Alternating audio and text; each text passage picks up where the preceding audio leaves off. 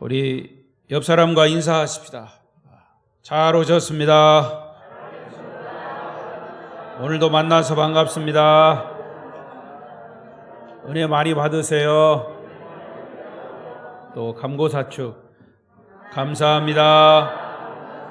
고맙습니다. 사랑합니다. 축복합니다.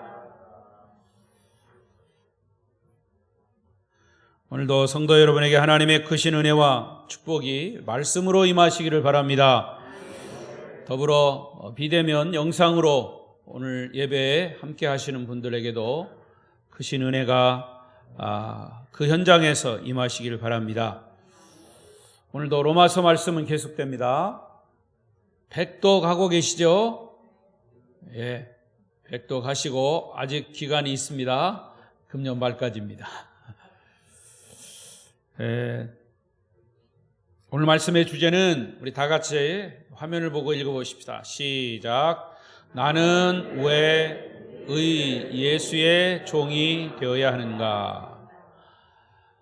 예수의 말씀드리겠지만 의의 종, 예수의 종 같은 말입니다. 나는 왜 예수의 종이 되어야 하는가? 역시 이 질문에 대해서 여러분 스스로가 말씀을 듣고 대답하시기를 바랍니다. 바울은 지난 시간에 우리 그리스도인들에게 내가 예수를 정말 믿는다면 내 몸을 하나님이 사용하시는 의의 무기로 드릴 뿐만 아니라 내 몸을 예수의 종으로 드려라, 이렇게 권면을 하고 있습니다. 그런데 여러분, 이 특이한 것은 여러분 종이라고 하는 그 개념은 우리는 금방 오지 않아요. 과거에 이 노예 시대가 있을 때 종, 주인, 이 노예 시대가 있을 때에 그것을 연상하시면 이 종이라고 하는 개념이 그냥 이름 단어조차도 사실은 기분 좋지 않은 그런 그 단어요 말입니다. 이 종은, 노예는 주인이 돈을 주고 사고 팔 수 있는 그런 사람이에요. 족보도 없습니다. 그냥 하나의 인간이지만 인격은 전혀 없고 그냥 물품, 상품 취급을 한 거예요. 이게 종의 개념이에요.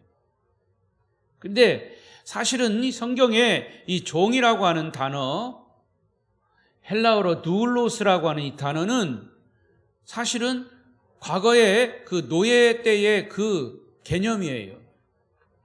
그런데 바울은 나는 그리스도의 종이다, 예수 그리스도의 종이다, 이런 단어를 계속 쓰고 있습니다.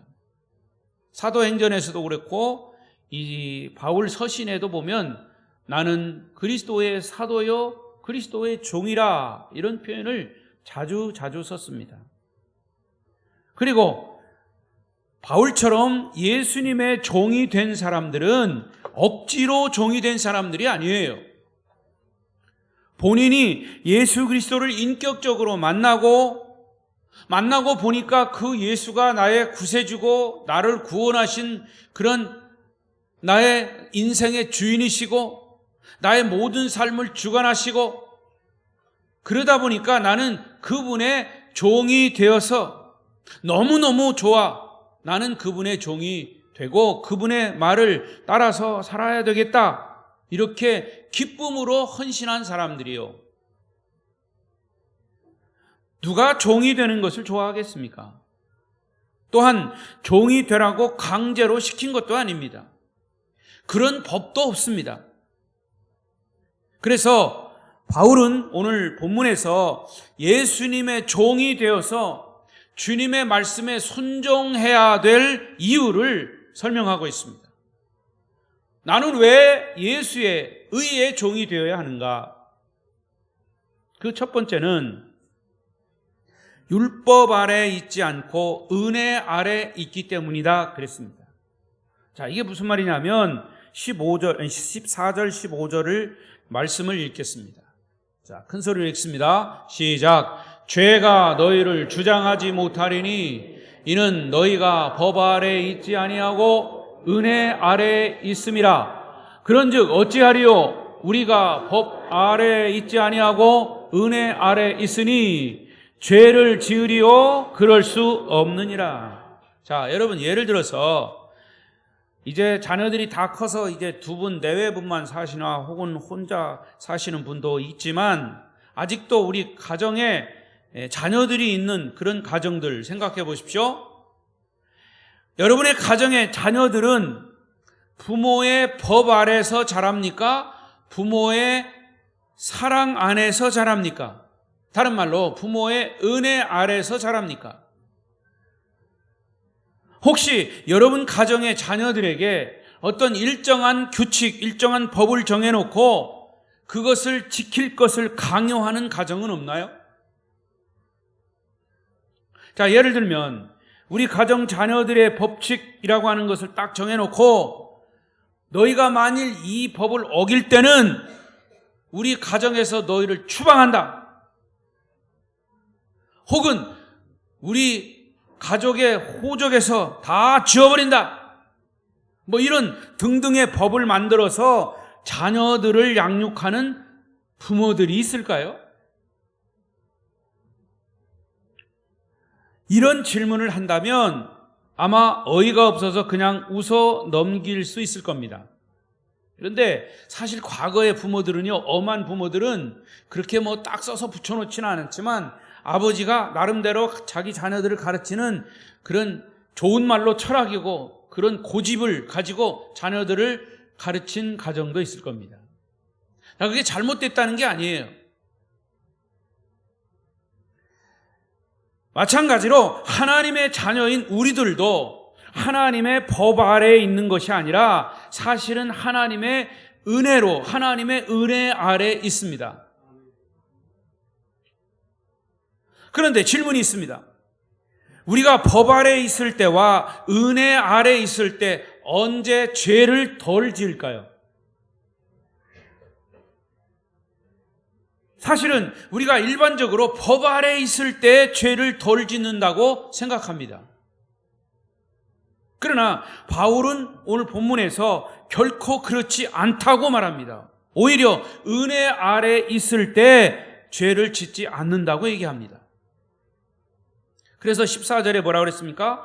죄가 너희를 주장하지 못하리니 이는 너희가 법 아래에 있지 아니하고 은혜 아래에 있음이라. 우리가 율법 아래에 있는 것이 아니라 하나님의 은혜 아래에 있기 때문에 죄가 우리를 주관하지 못한다고 말합니다. 부모님이 우리 자녀를 사랑으로 길렀습니다. 그래서 장성했습니다. 부모님을 떠났습니다. 남자들은 군대를 가든가 혹은 또 타지에 가서 공부를 한다든가 하면 자녀들의 마음속에 항상 그 밑바닥에 가지고 있는 게 뭐냐 하면 우리 부모님이 나를 위해서 이렇게 헌신적으로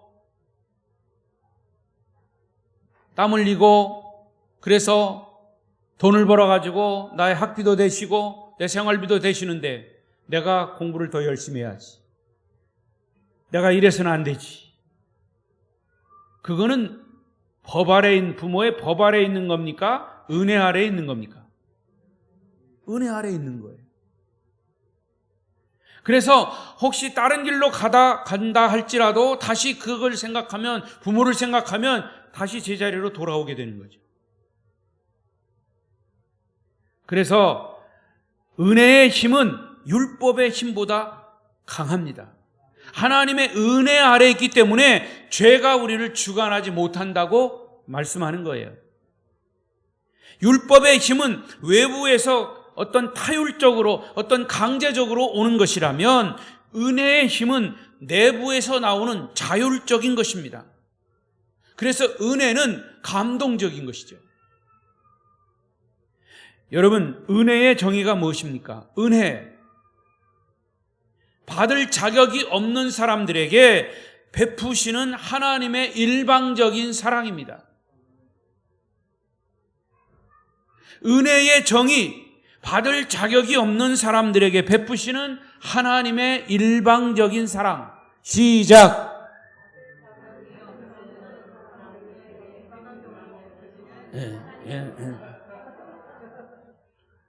받을 자격이 없는 나에게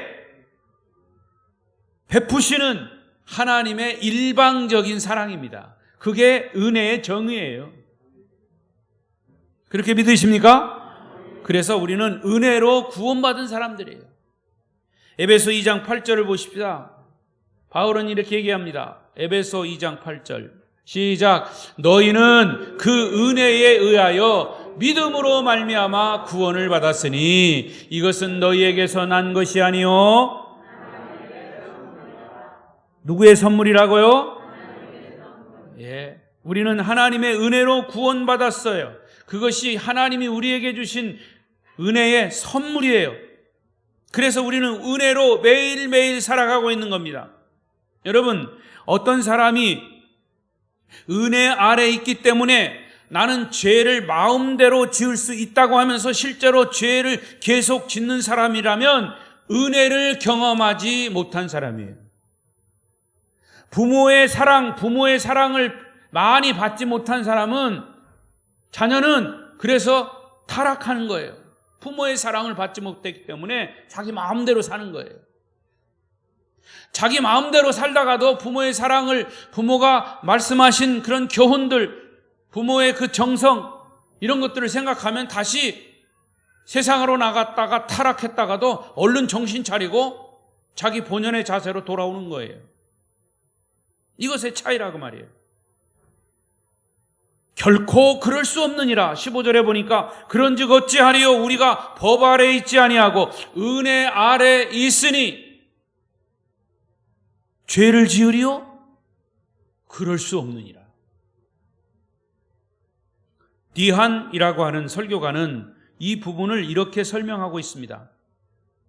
과거에요, 봉건시대, 제가 아까 서두에 말씀드린 것처럼 이 주인들이 하녀를 노예로 거느리고 살았습니다. 그래서 그 하녀는 그저 물품 취급을 하는 거예요. 필요 없으면 그냥 갖다 시장에, 노예시장에 가서 팔기도 하고 사기도 하고 그런 하녀를 거느리고 살았어요.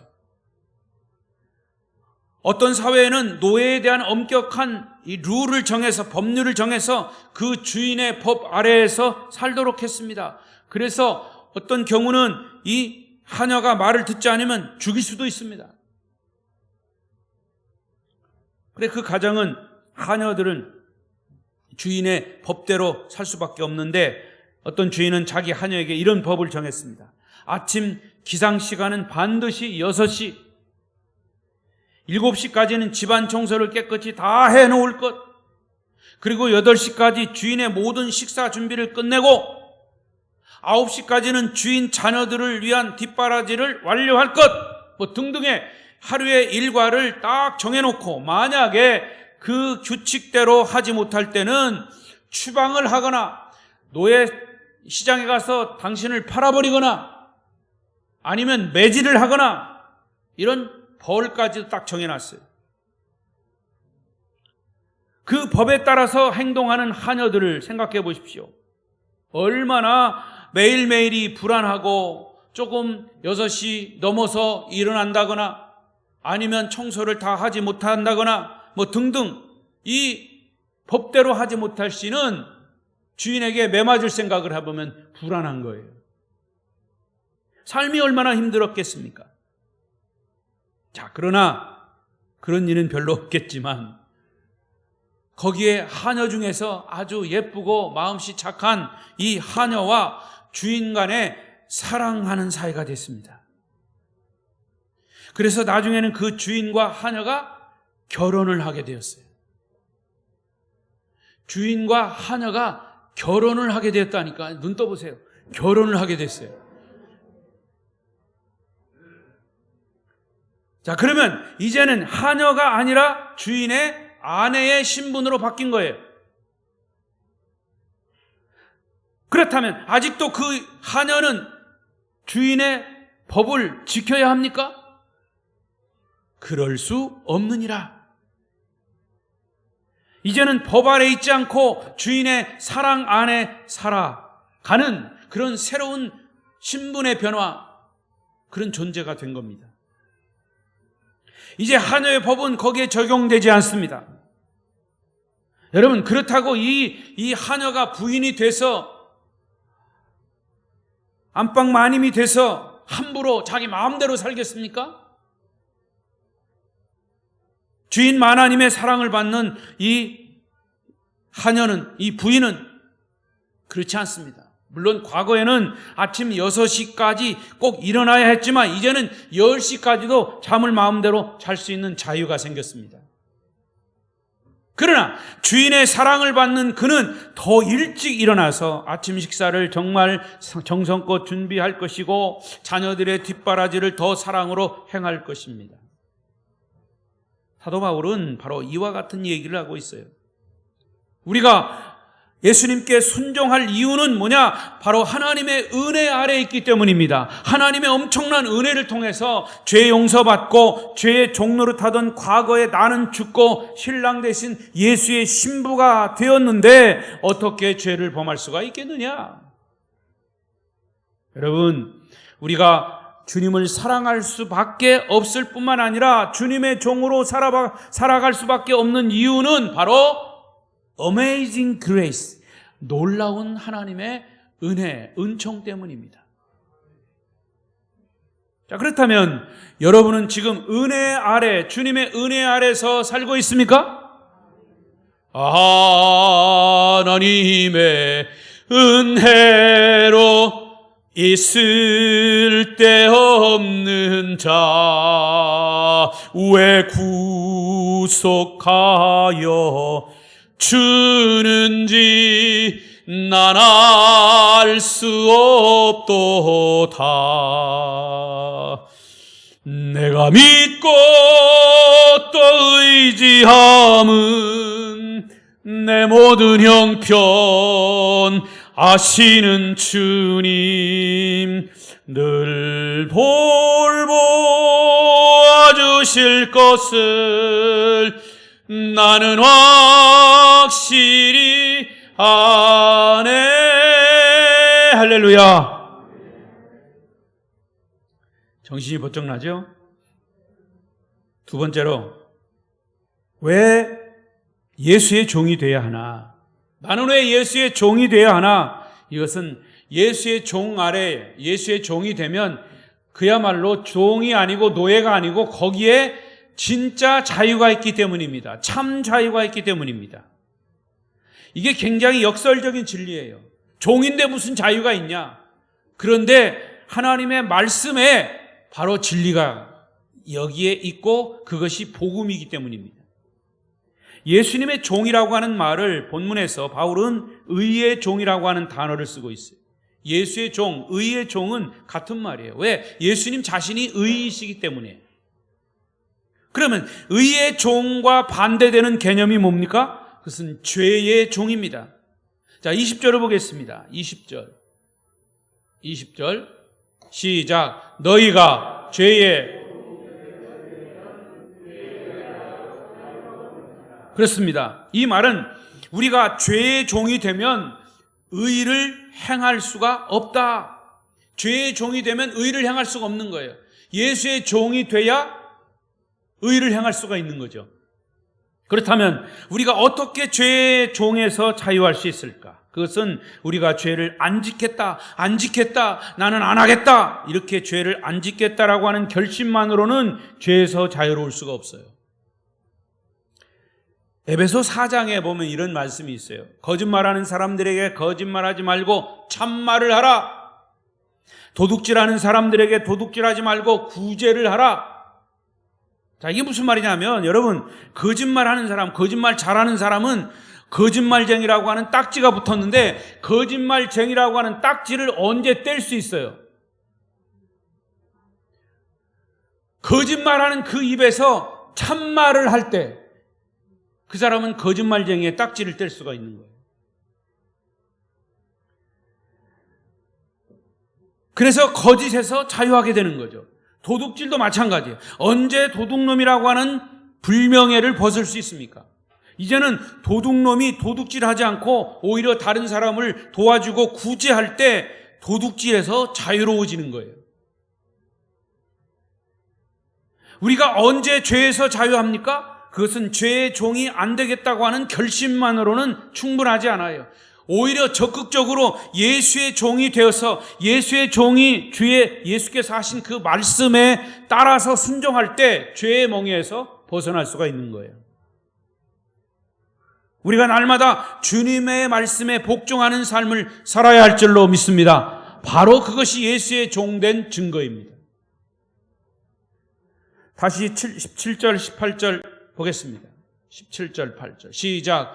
하나님께 감사하리로다. 너희가 본래 죄의 종이더니 너희에게 전하여 준 바 교훈의 본을 마음으로 순종하여 죄로부터 해방되어 의에게 종이 되었느니라.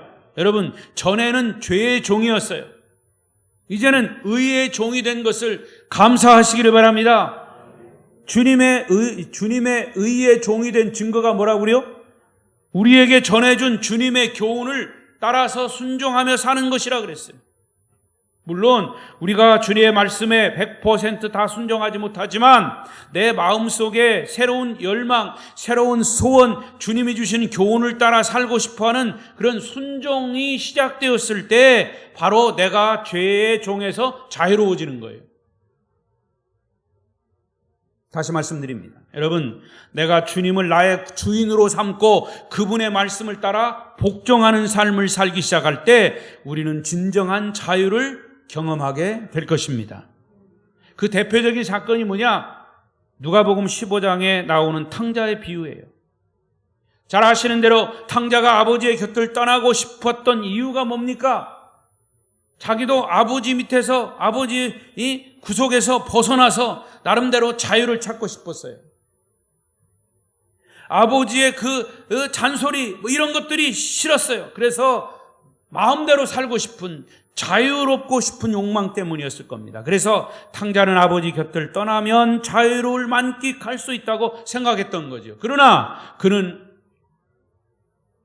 자기의 분깃을 가지고 세상에 나갔을 때 돈도 떨어지고 친구도 떨어지고, 옛날에 제가 어렸을 때 어른들이 그런 노래를 부르더라고요. 돈 떨어져, 신발 떨어져, 담배꽁초 떨어져. 예, 이 탕자가 그런 거예요. 정말 담배꽁초 떨어졌다는 얘기는 없죠, 성경에. 네, 다 떨어진 거예요. 나중에 거지가 됐어요. 먹을 게 없으니까 어디로 갔어요? 돼지가 사는 돼지 움막에서 돼지가 먹는 쥐엄 열매를 먹으면서 비참한 생활을 한 거예요. 그러면서 자기가 꿈꾸었던 자유가 아니라 죄의 종이 되어 있는 것을 스스로 발견하게 됩니다. 아버지 품에 있을 때보다 더 참담한 죄인, 죄악의 종, 타락의 종, 방종의 종이 되어 있는 자신의 모습을 발견하게 된 거죠. 그때야 비로소 아버지 품이 그리워진 겁니다. 그 품으로 돌아가고 싶어진 겁니다.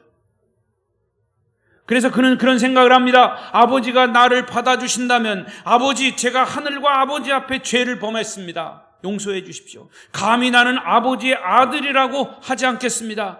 그저 품꾼으로 삼아 주십시오. 나를 아버지의 그냥 종으로 삼아 주십시오. 이렇게 생각을 한 거예요. 그런 결심을 하고 집으로 돌아옵니다.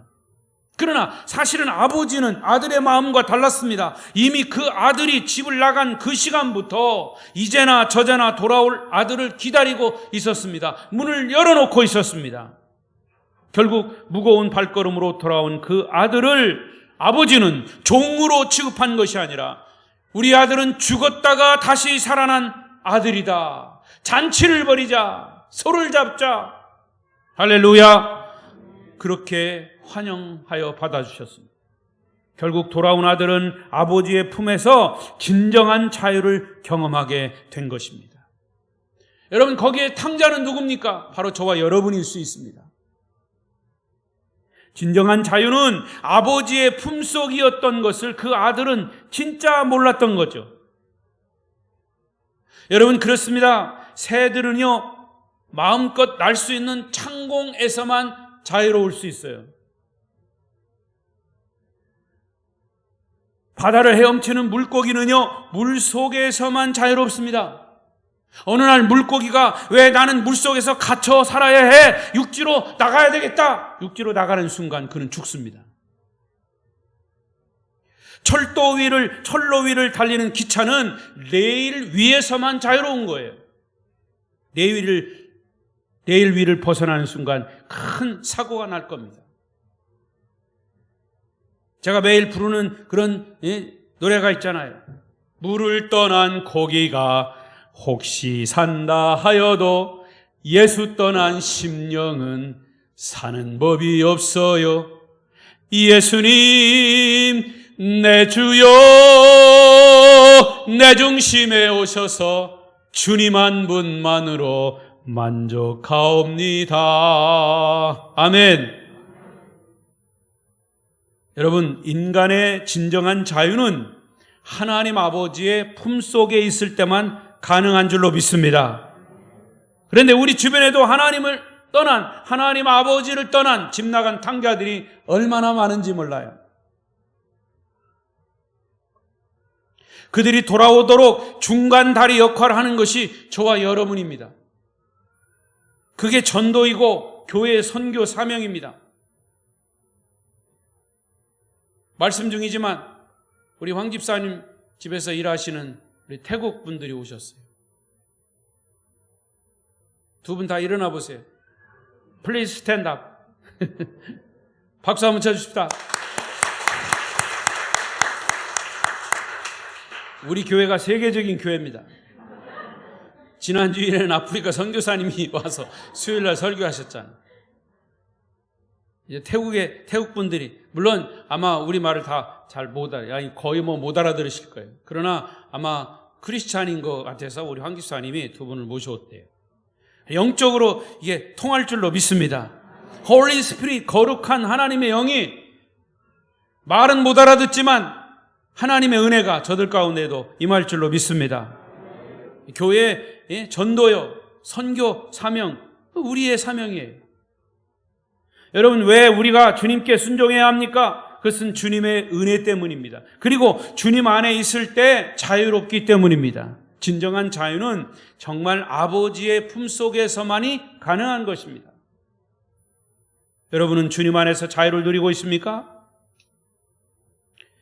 마지막 세 번째로, 나는 왜 예수의 종이 되어야 하나? 그것은 의의 결과인 거룩함의 열매이기 때문입니다. 한번 읽어보십시다. 시작. 의의 결과인 거룩함의 열매 때문입니다. 여러분, 이 세상 인간은 모두가 다 둘 중에 하나입니다. 하나는 죄의 종이든지 아니면 의의 종이든지, 마귀의 종이든지 아니면 예수의 종이든지 둘 중에 하나예요. 인간이 죄의 종이면 결과는 무엇입니까? 21절을 보십시다. 21절.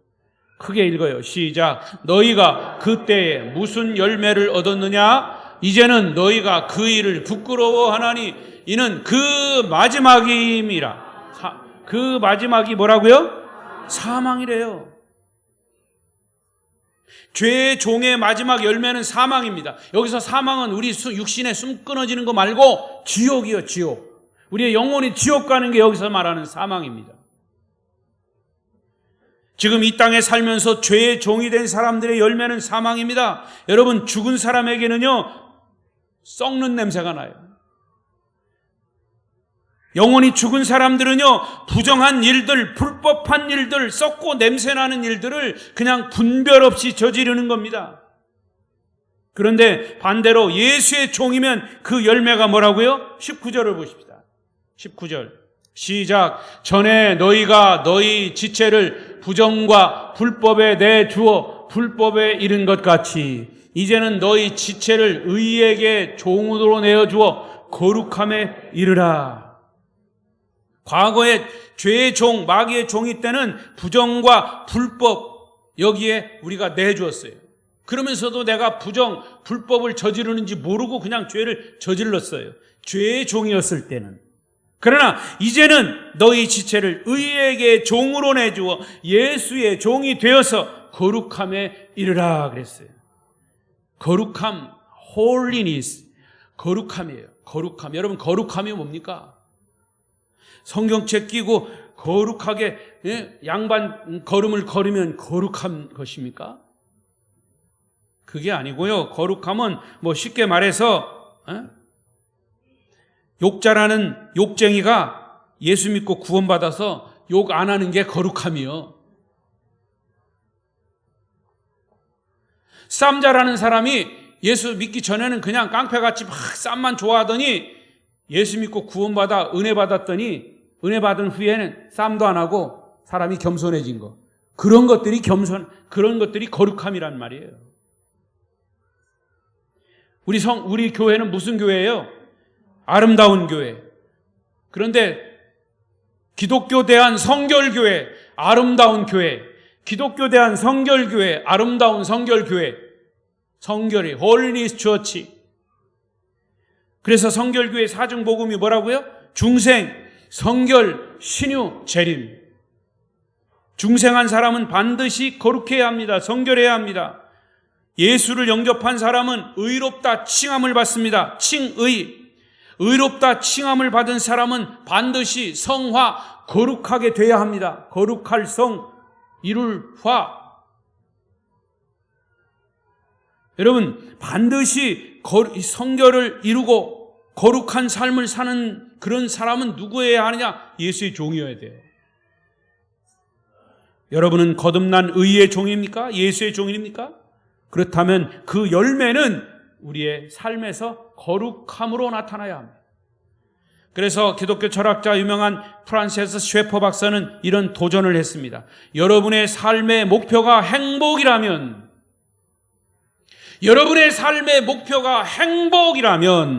불신자와 다른 게 뭡니까? 여러분, 모든 사람들이 행복하게 살기를 원합니다. 신자나 불신자나.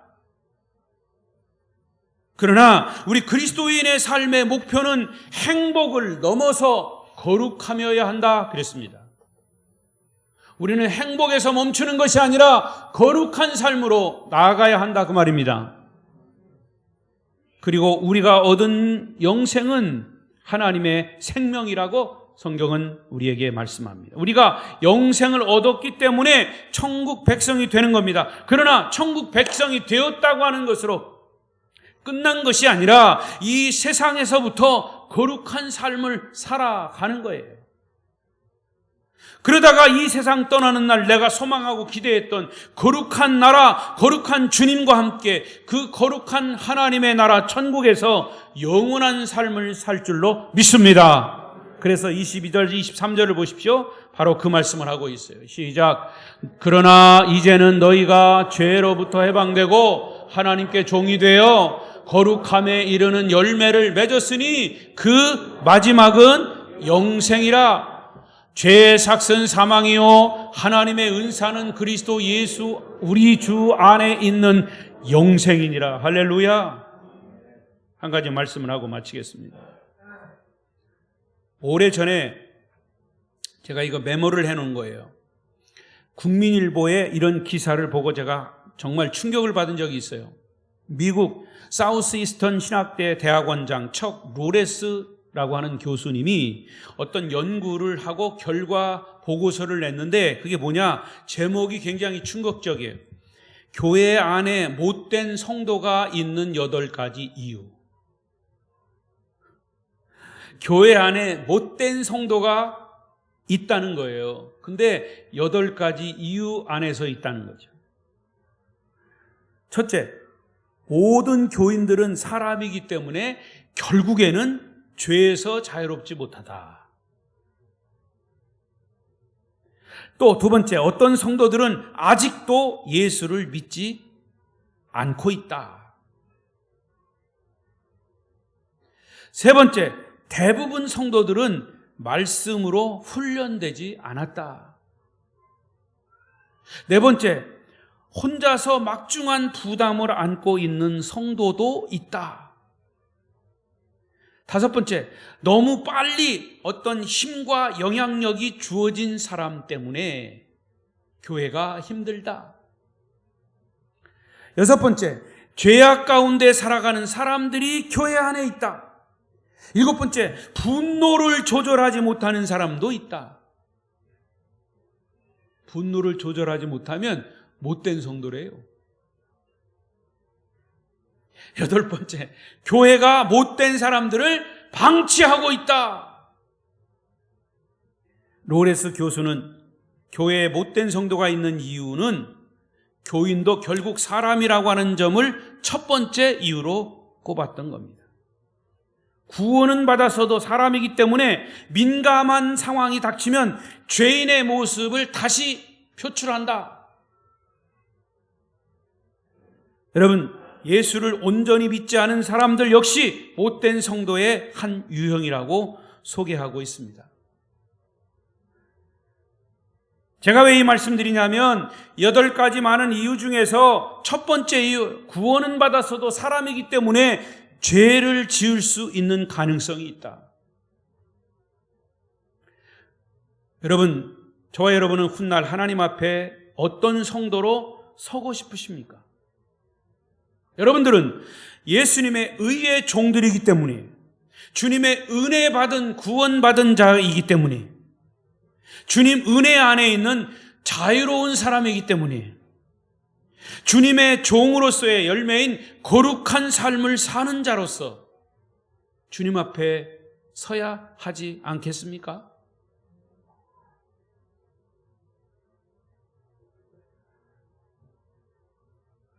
여기 8가지 유형을 제가 이렇게 읽어드리고 또 말씀을 준비하면서 묵상하면서 우리 교회 성도들은 이런 사람들은 없다. 아니, 있다 할지라도 여기 말씀하신 것처럼 이제 방치하지 않고 하나님의 말씀을 통해서 거룩함에 이르도록, 그래서 거룩한 하나님 앞에 바로 서도록 하는 것이 바로 나의 책임이다.